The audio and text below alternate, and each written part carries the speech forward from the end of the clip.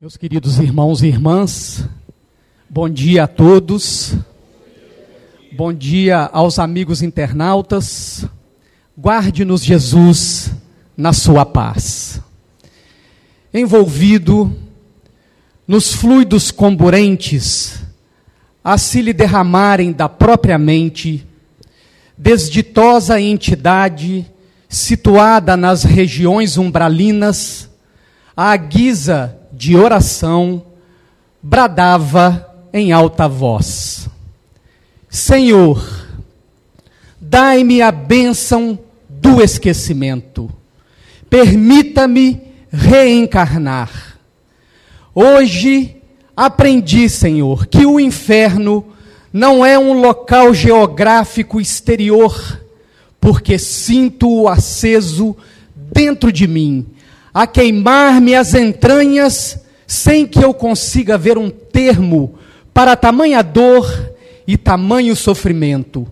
Por conta disto, Senhor, preciso esquecer. Dai-me a bênção da reencarnação, a fim de que este sofrimento, este fogo que me queima sem cessar, possa diminuir o seu impacto dentro de mim, e através da bênção do esquecimento, eu possa descansar para melhorar. Submeto-me, Senhor, a qualquer condição para conseguir o intento. Dai-me a surdez, a mudez, o aleijão, a morfeia, e eu vou alegremente para a reencarnação, Senhor, mas preciso esquecer. Dai-me o câncer, a AIDS, ou qualquer outra doença que possa me consumir, mas eu preciso esquecer, Senhor. Quando a entidade tomou novo fôlego para continuar na rogativa, trabalhador de luz, manifestou-se naquele recanto de trevas, e fazendo-se visível aos olhos da entidade sofredora, lhe disse: acalme-se, meu irmão, as tuas rogativas foram ouvidas, mas não será necessário que você se submeta a nenhuma limitação física, muito menos que seja portador de qualquer doença ou mesmo da morfeia. Recorde-se que o Senhor disse querer misericórdia e não sacrifício.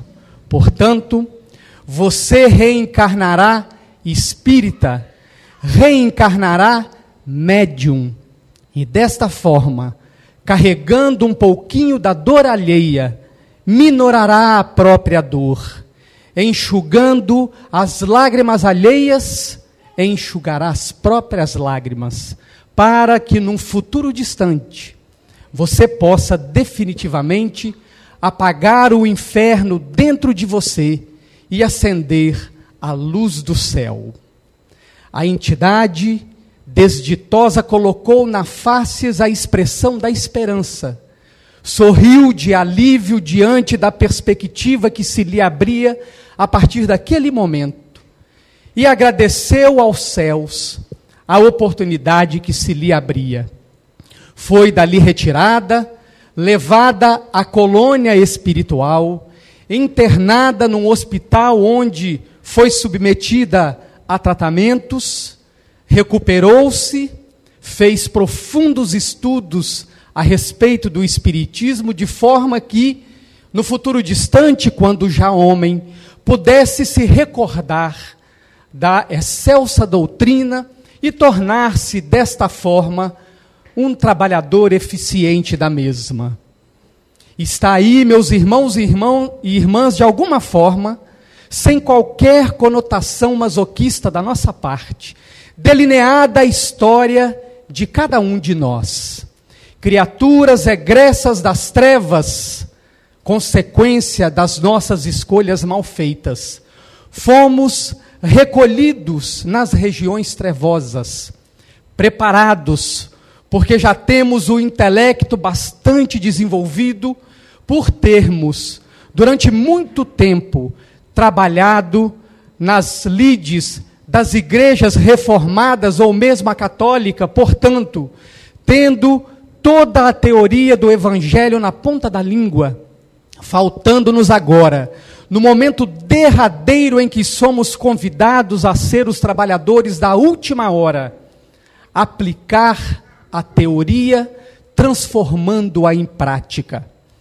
Mas quais são os impactos da reencarnação sobre cada um de nós? O que é que acontece neste processo, ainda muito pouco conhecido de todos nós, e que vão determinar no futuro a nossa conduta?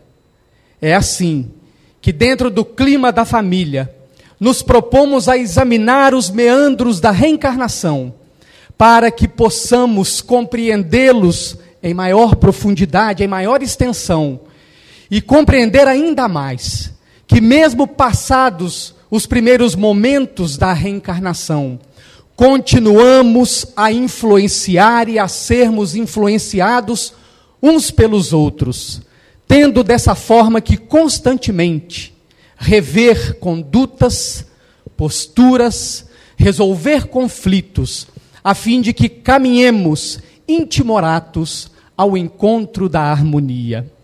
Vai narrar-nos o espírito André Luiz, na notável obra Missionários da Luz, a reencarnação de Segismundo.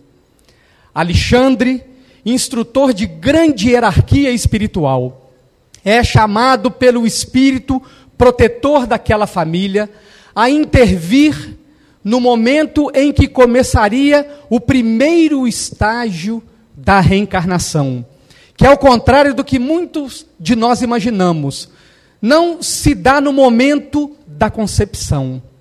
Começa-se algum tempo antes, quando o espírito reencarnante vai fazer o processo a que André Luiz chama de reaproximação. O reencarnante, abrindo mão das suas vivências na colônia onde se encontra alocado, retorna ao futuro lar que o receberá, para que ali ele possa iniciar o convívio com os seus futuros genitores, com os futuros membros da família, reaproximando-se das vibrações do planeta terrestre, de forma a pegar o ritmo da futura família, entender a dinâmica desta família, com pais, irmãos, e esta reaproximação de Segismundo, o primeiro estágio da reencarnação, provocava em Adelino, o pai, lembranças, reminiscências de vidas passadas, onde, num lance dramático, Segismundo havia assassinado Adelino, e Raquel, sem a presença de Adelino ao seu lado, precipitou-se na prostituição. Desencarnados os três, naquele processo muito bem delineado nos romances espíritas, onde o ódio e a obsessão de desencarnado para desencarnado se estabeleceu, foram recolhidos, preparados, e a futura reencarnação, então, planejada e projetada. E ela já estava em curso quando Adelino e Raquel reencarnaram e já haviam recebido um primeiro espírito como filho, que contava 3 anos de idade, quando da narrativa de André Luiz. Soado a hora da reencarnação de Segismundo, e ele, ao ser convidado a iniciar o processo de reaproximação, a presença de Segismundo despertava as reminiscências de Adelino. Durante a noite, quando Adelino dormia, a presença de Segismundo despertava-lhe as cenas em que ele fora assassinado. Ele tinha toda a síndrome do pesadelo. Acordava com ataque cardíaco, a sudorese intensa, a boca seca, e o repetir deste quadro por dias e dias levou naturalmente Adelino a tornar-se mais ensimesmado, mais taciturno, perdendo o bom humor, a alegria, pois todas as noites, quando ele se aprontava para dormir, inevitavelmente a cena do pesadelo ressurgia-lhe na mente, e ele já ia dormir preocupado com os lances da noite. Portanto, Adelino modificara a sua conduta, tanto na vida profissional, quanto dentro da própria família. E é neste quadro que Alexandre adentra com André Luiz o lar por volta das 18 horas e encontra a família reunida em torno da mesa do jantar. Adelino, Raquel e o filhinho de 3 anos de idade. Raquel faz perguntas relativas à vida profissional de Adelino e as respostas são meros monossílabos. Era assim que Adelino se comportava desde então. Desde a presença daquela sombra que o assaltava todas as noites, provocando-lhe pesadelos terríveis, ele deixara de conversar, deixara de ser um homem expansivo, alegre, bem-humorado, para tornar-se um indivíduo mal-humorado, voltado para dentro de si mesmo, preocupado com aquela sombra que todas as noites o visitava. E assim, meus queridos irmãos e irmãs, é o nosso inconsciente. Muitas vezes, uma imagem, um cheiro, um barulho, é suficiente para despertar em nós medos, fobias ou outras patologias que vão atrapalhar a nossa vida de relação, que vão atrapalhar a nossa caminhada, a nossa trajetória. E essa postura de Adelino fazia com que ele produzisse uma energia negativa que nimbava-lhe o perispírito, tornando-o obnubilado. E esta energia negativa começava a penetrar a cromatina nos testículos, desta forma, atrapalhando a programação da futura reencarnação de Segismundo. Assim, Alexandre fora então convidado pelo espírito guia daquela família a interferir, a fim de que pudesse solucionar o problema e a reencarnação de Segismundo pudesse seguir o seu curso. Alexandre, reparando o quadro que se lhe oferecia aos olhos naquela mesa, percebe muito facilmente que o perispírito de Raquel exalava uma energia brilhante que expressava a nobreza da alma de Raquel. Adelino, ao contrário, com o perispírito opaco, todo envolvido em energias negativas. E o filhinho de 3 anos, que já havia percebido a mudança de comportamento, de humor do pai, dirigindo-se à mãe, começa a perguntar-lhe: mamãe, por que é que papai está tão diferente? Por que é que ele não sorri mais dentro do lar? Por que há muito tempo ele não nos acompanha mais nas orações?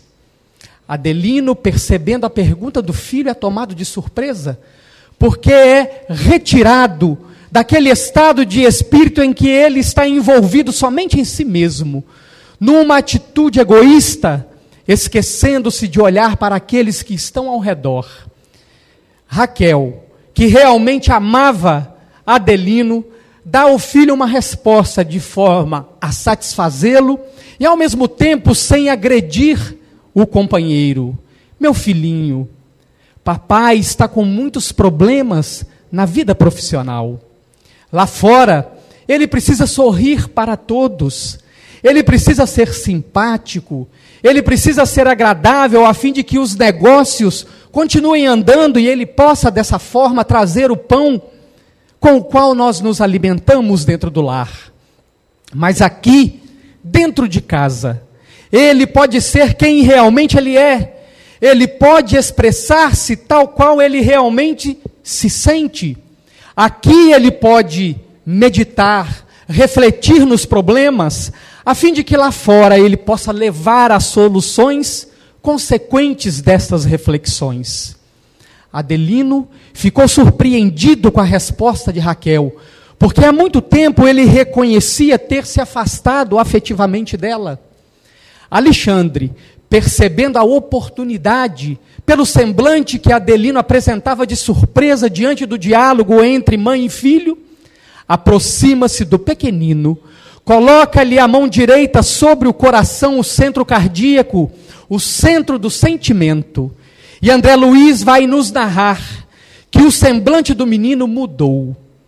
transubstanciou-se num semblante de energia, os olhos brilhando com uma inteligência, a expressão do bem, do amor na face do menino.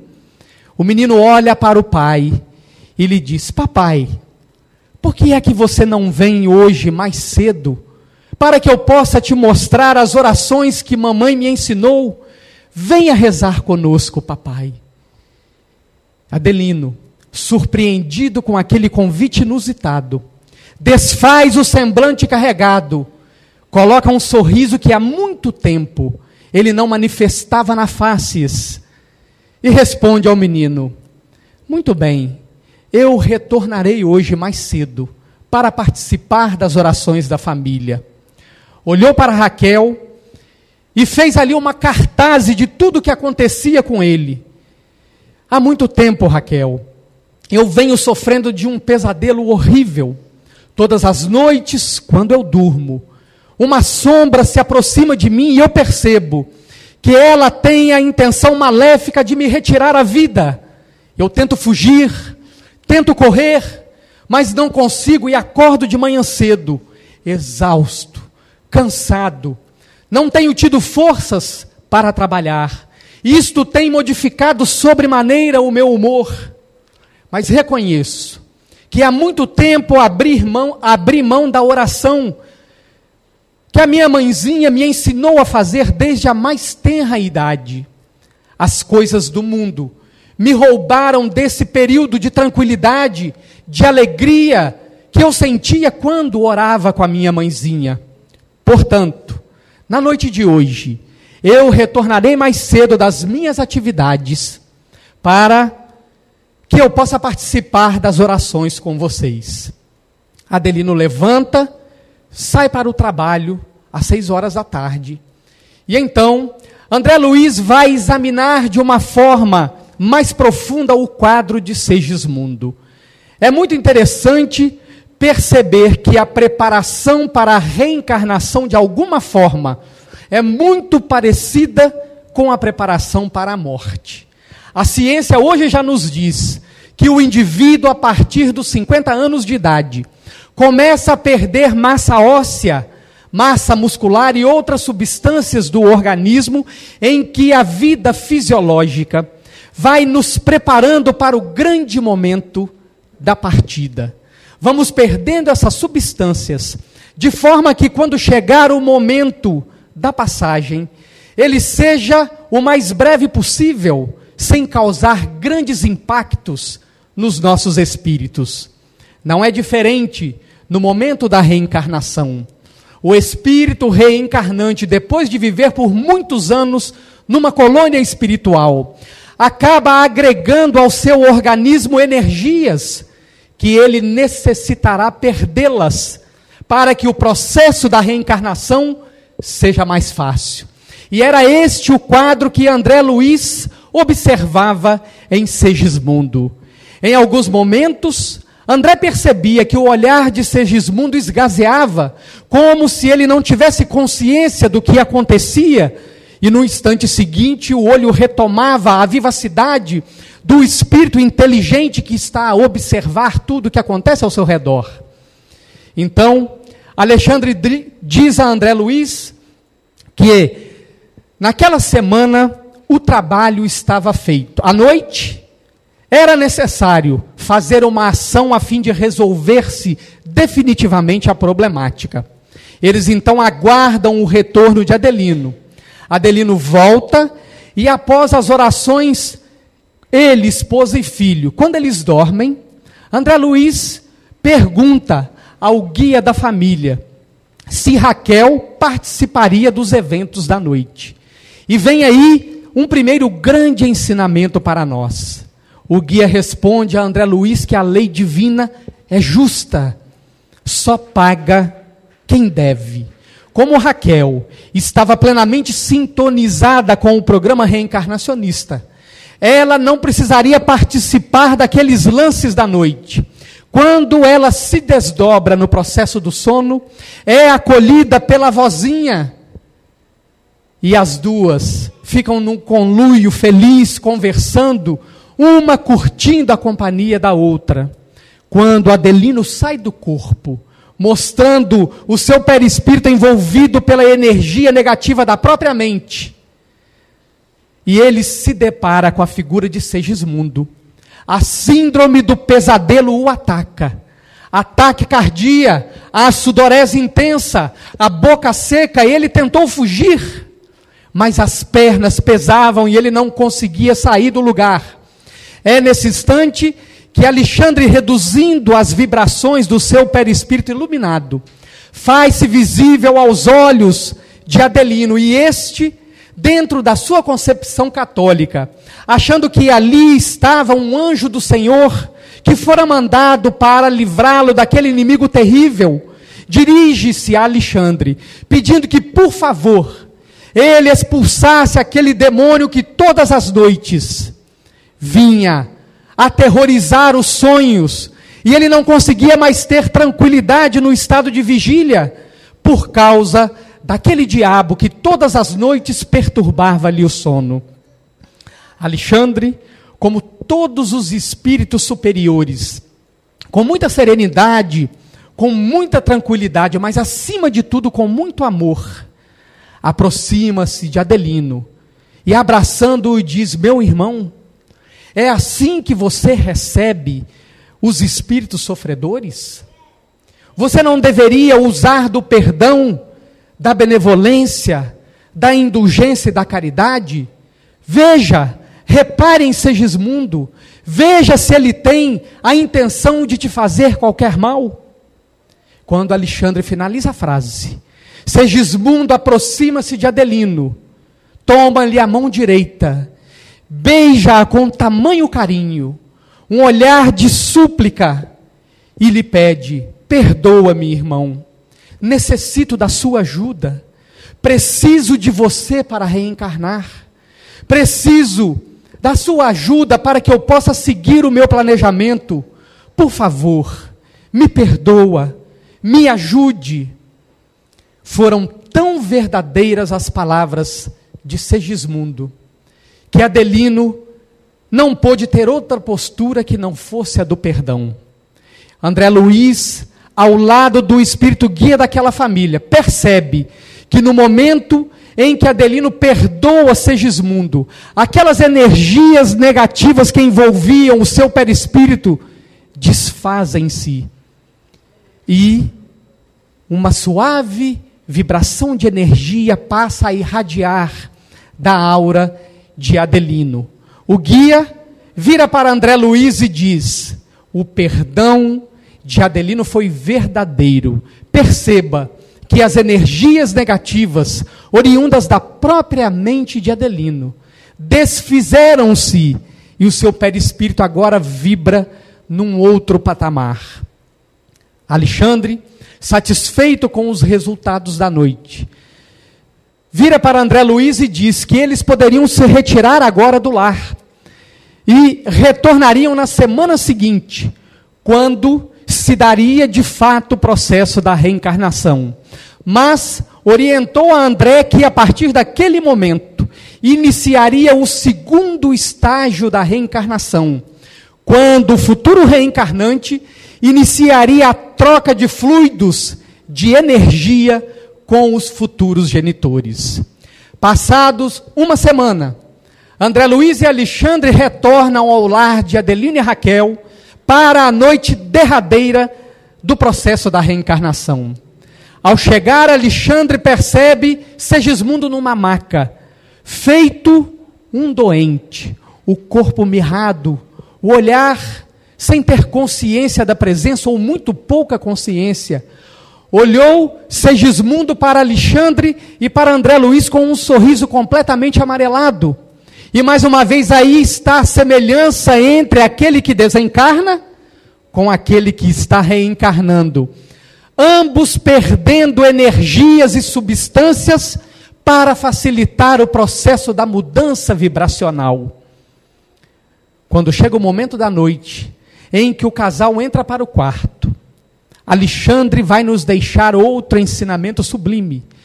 Ele convida todos os espíritos que estão dentro daquele lar, envolvidos naquele processo reencarnacionista, para que saiam da câmara íntima do casal.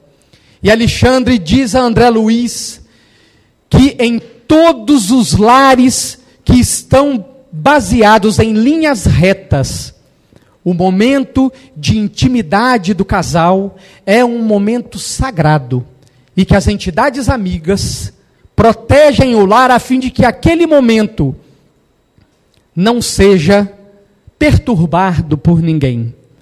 Um lar em bases retas é um lar em que os membros cultivam o hábito da oração. É um lar onde os membros fazem o culto cristão no lar, trazendo Jesus para ser-lhes o modelo e guia. Um lar em bases retas é aquele em que todos estão comprometidos com o processo de mudança para melhor, onde a busca pelo bem, pela caridade, pelo amai-vos uns aos outros, é o norte, a bússola de todos os membros da família. Quando o lar não se baseia nessas linhas retas, ele se transforma num grande Big Brother, onde as entidades irresponsáveis, sem qualquer comprometimento com o bem, participam, provocam tumultos, brigas, agressões, e não são poucos os lares do planeta Terra em que nós vemos essa situação, porque são lares em que Jesus não é o modelo e guia, não é a bússola, não é o norte. Adelino e Raquel têm o seu momento de intimidade, e quando eles dormem, seus perispíritos desdobram-se pelo processo do sono. Vem aí uma outra fase da reencarnação. Alexandre vai induzir Segismundo e diz a ele: Segismundo, recorde-se, um dia você já foi criança. Seja novamente criança, Segismundo, para que no futuro você possa ser um homem e cumprir todo o programa reencarnacionista que lhe foi proposto e você já conhece. Vá, Segismundo, faça força, seja novamente criança. Os técnicos do mundo espiritual, fazendo operações magnéticas complicadíssimas, fazem um processo a que André Luiz vai chamar de miniaturização.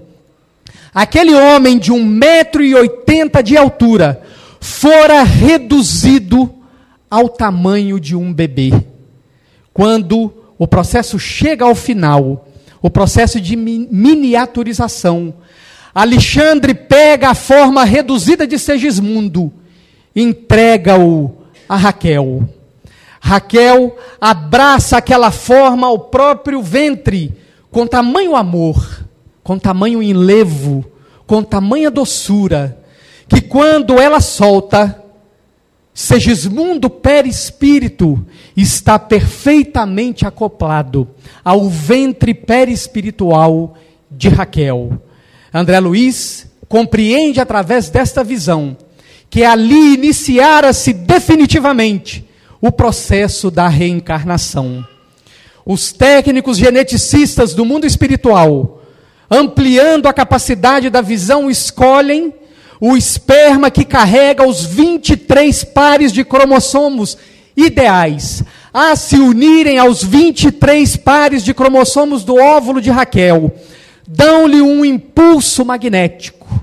André Luiz percebe que aquele esperma corre mais rapidamente, adentra o óvulo, penetra-o, e neste momento, André Luiz narra o surgimento de um vórtice de energia, que para nós compreendermos melhor o que quer dizer, são tal qual aqueles rodamuinhos que nas tempestades se formam girando em alta velocidade. E este vórtice tem um poder de atração imenso. Raquel se aproxima do seu próprio corpo físico, que está lá deitado na cama dormindo, e onde esse vórtice está ali constituído. Os técnicos fazem então a primeira ligação do perispírito de Segismundo com aquele vórtice de energia, e vai surgir o zigoto, a primeira célula do ser vivo. E aí o perispírito de Adelino começa a provocar a multiplicação celular. De 1 para 2, de 2 para 4, de 4 para 8, para 16, para 32.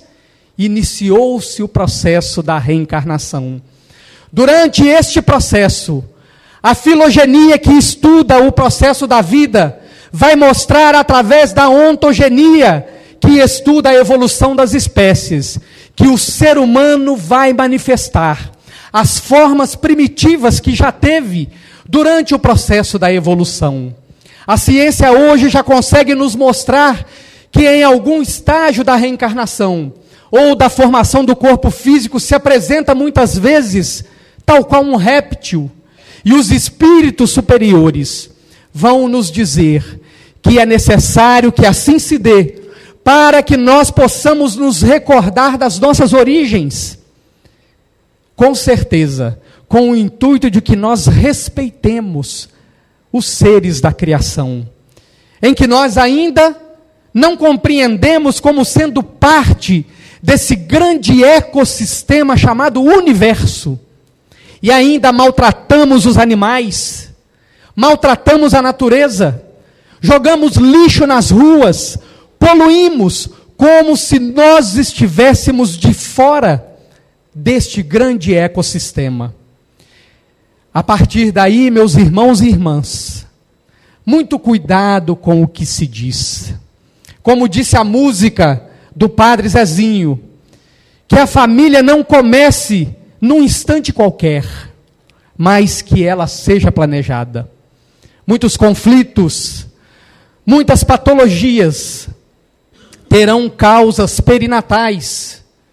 O espírito, apesar de estar ali num processo de perturbação, porque a cada célula que ele produz no seu corpo físico vai se ligar a uma célula no seu perispírito, do lado material ainda poucas células, do lado perispiritual trilhões de células, cada uma do corpo físico ligando-se a cada uma do corpo perispiritual.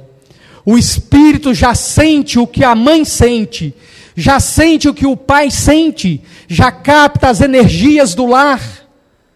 Se o lar for um lar em equilíbrio, este desenvolvimento será harmônico, porque só o amor é capaz de diluir todas as nossas mazelas, é capaz de nos conduzir à harmonia e ao equilíbrio.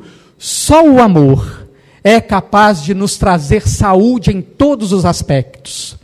O corpo vai se desenvolvendo, obedecendo ao comando do Espírito. 9 meses, a criança nasce. E aí vem outra fase da reencarnação. De 0 a 6 meses. É um momento importantíssimo para o espírito reencarnante. É o momento do reconhecimento do eu. É quando ele, espírito, precisa saber que aquele corpo é dele, lhe pertence. É a identificação do ego com o corpo que está sendo formado.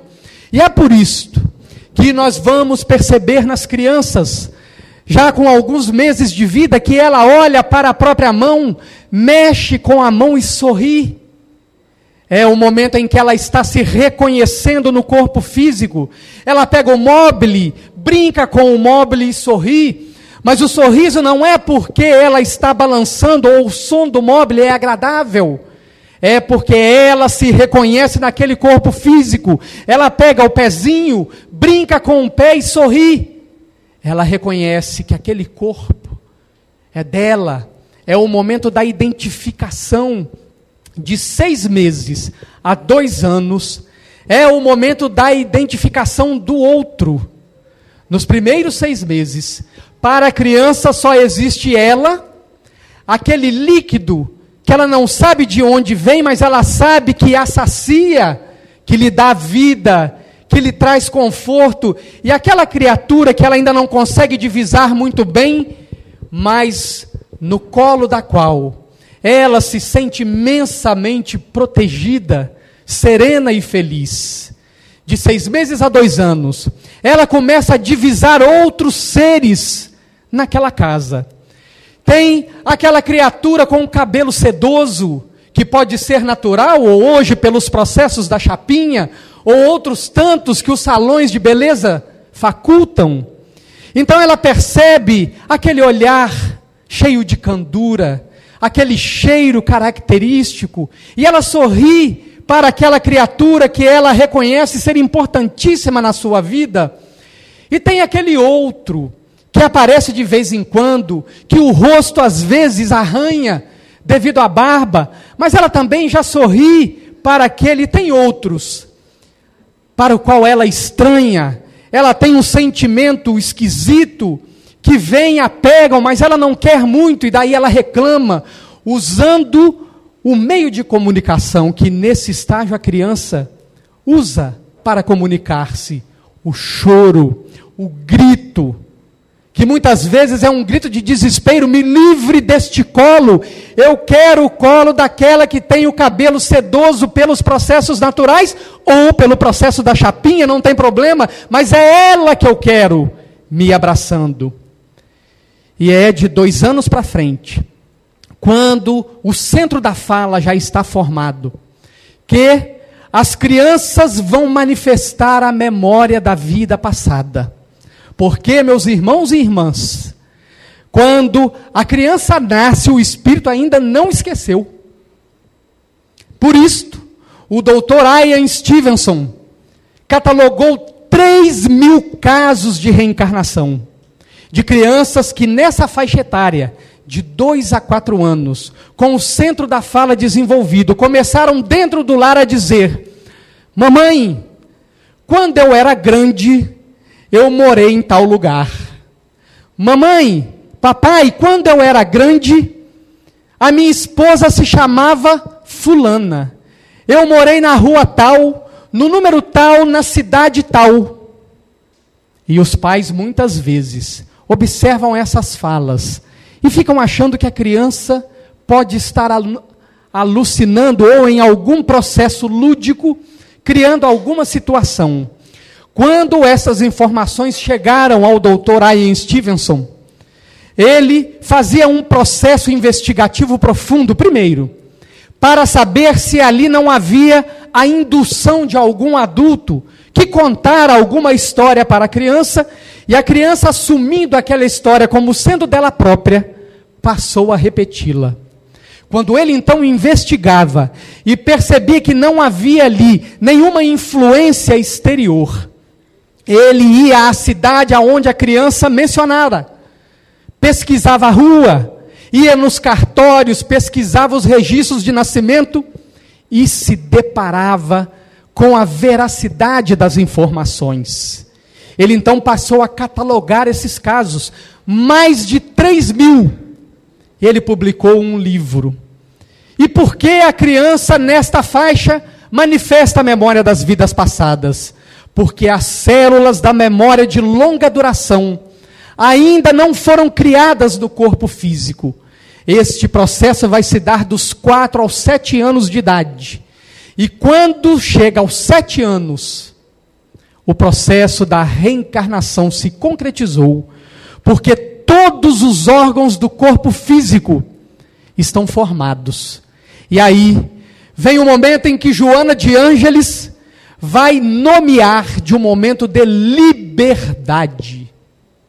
O esquecimento de quem nós fomos, o esquecimento do que nós fizemos, é um momento de libertação para nós.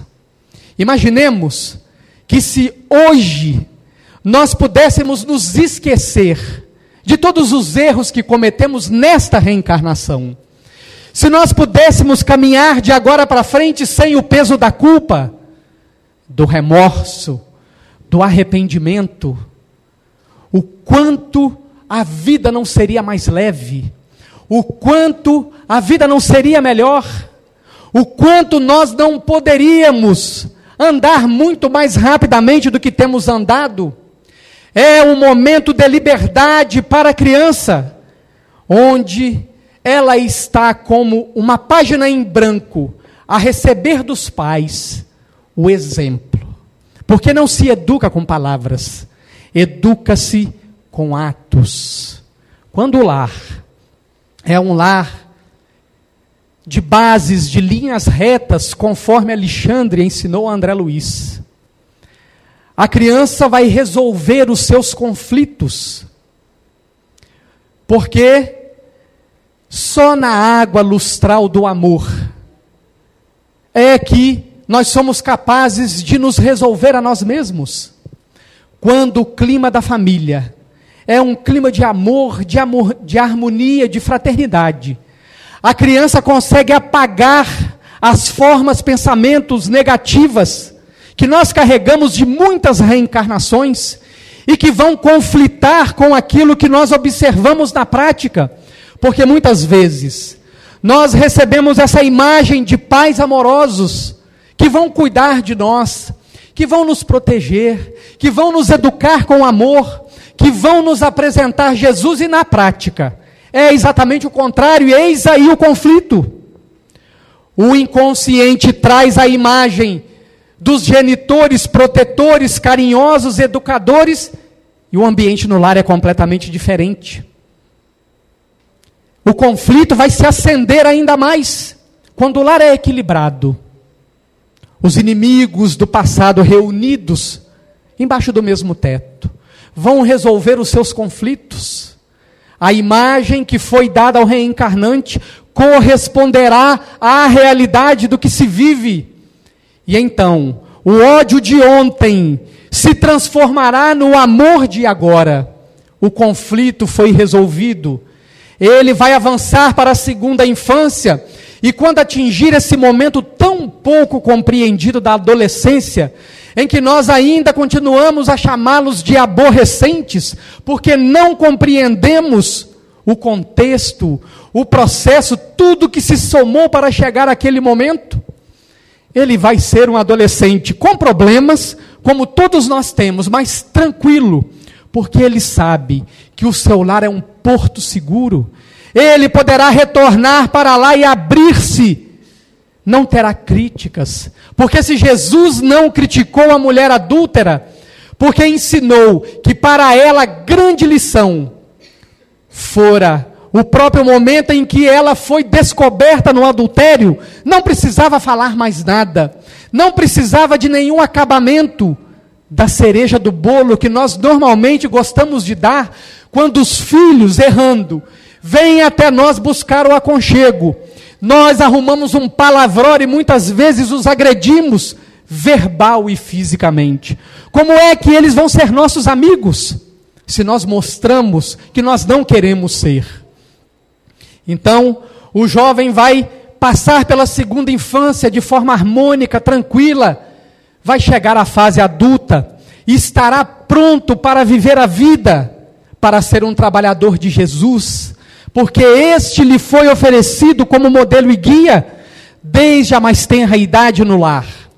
Mas, quando o lar é um foco de dissensão, de discussão, quando os pais doentes da alma são irascíveis, violentos, usam de ações coercitivas, o conflito se acenderá. E o jovem chegará na adolescência, em que na primeira infância ele fora sereno, tranquilo, e lá vai eclodir nele toda a sua persona da última reencarnação, e como as más tendências não foram combatidas. Ele terá a mudança profunda de comportamento que nós observamos, porque é a forma como ele vai buscar diluir os próprios conflitos. Vai para o álcool, vai para as drogas, para o tabaco, vai para o sexo, vai para as noitadas, vai fazer muito barulho do lado de fora, a fim de alguma forma, suplantar o barulho íntimo que ele traz dentro de si e lhe incomoda. Vai viajar, vai se distrair, porque não consegue ficar em silêncio consigo mesmo. É incapaz de pegar um livro, ir para um quarto, tranquilo, sozinho, assentar-se numa cadeira, deitar numa cama e se aprofundar na leitura. O seu mundo íntimo está fazendo tanto barulho, que ele precisa que o barulho de fora chame-lhe mais a atenção do que o barulho do lado de dentro. E ele vai chegar na fase adulta.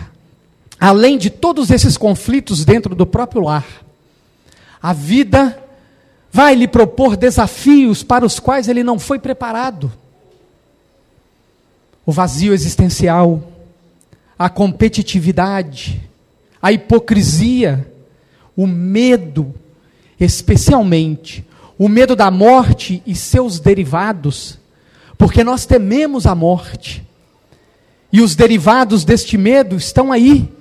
O medo da velhice que nós tememos, porque inconscientemente sabemos que a velhice nos aproximará do momento da morte. O medo da pobreza que nós temos, porque o pobre não tem como se cuidar, e o SUS é um convite ao tratamento de saúde. Então ele, sabendo, temeroso de que se cair lá, ele se aproximará da morte, ele teme a pobreza, ele teme a doença, porque ela também lhe aproxima da morte.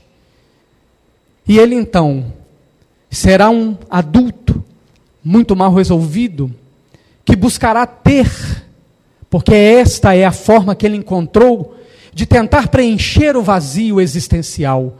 Por isto, as pessoas nihilistas, hedonistas, materialistas vivem nessa busca constante da adrenalina, porque cada vez que alcançam um objetivo, vem consequentemente o vazio existencial, e elas são impulsionadas a buscar cada vez mais. E o Espiritismo vem com esta proposta inigualável: o encontro conosco mesmos, o momento do autodescobrimento, o momento de reconhecermos os valores positivos e negativos que cada um de nós é portador, o momento de racionalizar tudo o que sentimos, tudo o que nos acontece, tal qual Jesus fez na cruz, quando pregado, olhou para os seus algozes, profundo conhecedor das leis da vida, da lei de causa e efeito, percebendo tudo o que esperaria os seus algozes no futuro, racionalizando e nos ensinando como olhar para aqueles que nos agridem, não olhar como adversários ou inimigos, porque se o olhar for assim, é assim que nós agiremos em relação a eles. Pai, perdoa-os, eles não sabem o que fazem. É o olhar para o ignorante, é o olhar para o doente. E Hermínio Miranda, na monumental obra Diálogo com a Sombra, vai nos ensinar o impacto deste futuro, quando, numa reunião mediúnica, uma entidade se incorpora e chora por 10 minutos, não consegue falar. Volta num segundo momento, chora mais 10 minutos, não consegue falar. Num terceiro, num quarto, num quinto, na 7ª vez, a entidade consegue estabelecer um diálogo. E Hermínio lhe pergunta: por que choras, meu irmão? E ele responde: porque eu fui um daqueles que jogou pedra em Jesus, quando ele passou carregando a cruz na via sacra. E o choro é o tamanho do meu arrependimento. Pai, perdoa-os, eles não sabem o que fazem. É esta a proposta do Espiritismo, que nós possamos racionalizar o que sentimos. Podemos perguntar, sim, por que as coisas acontecem, por que o sofrimento bate à nossa porta, mas acima de tudo, fazer uma outra pergunta que pouco temos nos feito: para quê?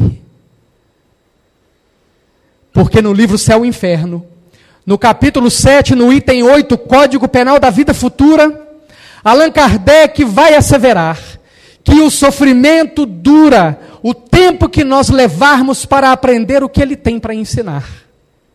E nós só vamos aprender quando racionalizarmos, quando passarmos a descobrir o que sentimos, por que fazemos, por que falamos, para quê. E assim, nós vamos nos conhecendo.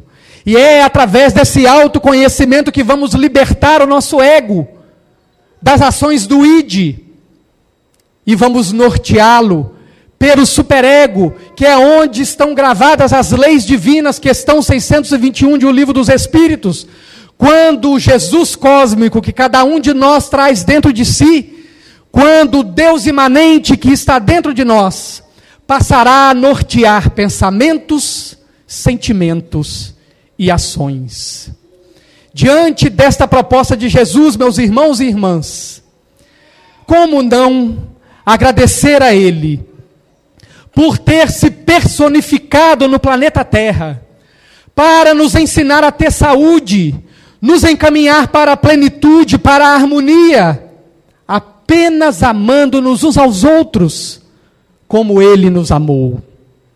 É para abrir o nosso psiquismo, meus irmãos, abrir o nosso coração e dizer a Jesus: vem, Senhor, Tu que é o sol das nossas almas, continue clareando a nossa caminhada, para que não nos percamos nas trevas de nós mesmos.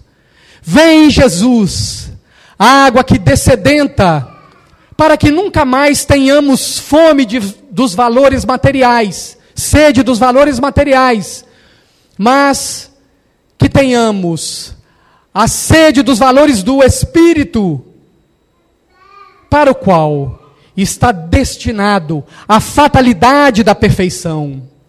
Vem, Senhor, Tu, que é a energia pura, envolve-nos nesta energia de amor, para que de alguma forma nós possamos manifestar a pureza dos sentimentos nas relações humanas. Vem, Jesus, Tu que és o psiquismo da perfeição, ensina-nos a pensar corretamente, a agir corretamente. Ensina-nos a diminuir a nossa personalidade, para que a Tua cresça em espírito e verdade dentro de nós. Obrigado, Jesus, pelo Evangelho de luz. Obrigado, Jesus, por ter mandado Kardec a codificar a excelsa doutrina. Obrigado, Jesus, por não ter desistido de nós e por continuar a nos amar tão profundamente como sempre o fez. Muito obrigado, senhores e senhoras, pelo momento de amor que a atenção de vocês dirigiu a mim. Que Jesus nos guarde em sua paz.